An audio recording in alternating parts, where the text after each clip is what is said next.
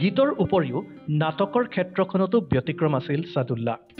বিশেষকৈ উৰুখা নাটকখনে তেখেতৰ উচ্চ সৃষ্টিশীলতা, সাধাৰণজনৰ প্ৰতি মৰম, নাৰীৰ প্ৰতি শ্ৰদ্ধা, সামাজিক ফোপোলা অৱস্থাৰ নাঙঠ স্বৰূপ দাঙি ধৰিবলৈ সক্ষম হৈছে। লগতে অৰ্থনৈতিক অসমতাকো বলিষ্ঠভাৱে ফুটাই তুলিছে।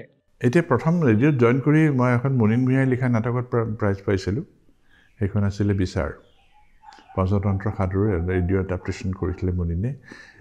ইমান আমাৰ সেইটো এটা মানে অভিলেখ দেই ডিব্ৰুগড় কেন্দ্ৰৰ। প্ৰথমে সেই কথাটো কৈ লওঁ। নাটকৰ নাম আছিলে বিচাৰ। মই জইন কৰিছোঁ ৰেগুলাৰ ছাৰ্ভিচত ৭৫ চনৰ অক্টোবৰ মাহত।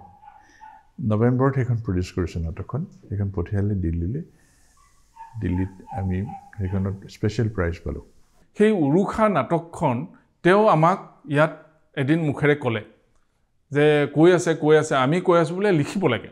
তেওঁ কৈছে বোলে লিখিব পৰা নাই, মই লিখিম। তাৰপিছত এদিন ময়ে ক'লোঁ যে এটা কাম কৰক, আজি আমি আপোনাৰ তালৈ যাম। আমি আজি আপোনাৰ তালৈ যাম সন্ধিয়া, আপুনি অফিচৰ পৰা যোৱাৰ পিছত। আমি গ'লোঁ।